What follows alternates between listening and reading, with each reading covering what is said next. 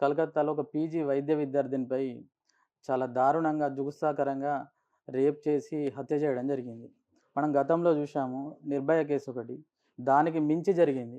అంత పెద్ద ఘటన జరిగిన తర్వాత కూడా మళ్ళీ ఒక సంఘటన ఎందుకు రిపీట్ అయిందంటారు? దీనిపై మీ స్పందన ఏంటిది? అప్పటి రోజులలోనే ఆడపిల్లలను కనండి అని చెప్పి మనం చాలా దిక్కుల పాటలు కూడా పాడినాం. అందులో గద్దరన్న రాసినాడు పాటలు. నిండు అమాసనాడు ఓ లచ్చ గుమ్మడి, ఆడపిల్ల పుట్టినాదో ఓ లచ్చ గుమ్మడి, అత్త తొంగి చూడలేదు ఓ లచ్చ గుమ్మడి, మొగడు ముద్దాడరాలే నా లచ్చ గుమ్మడి.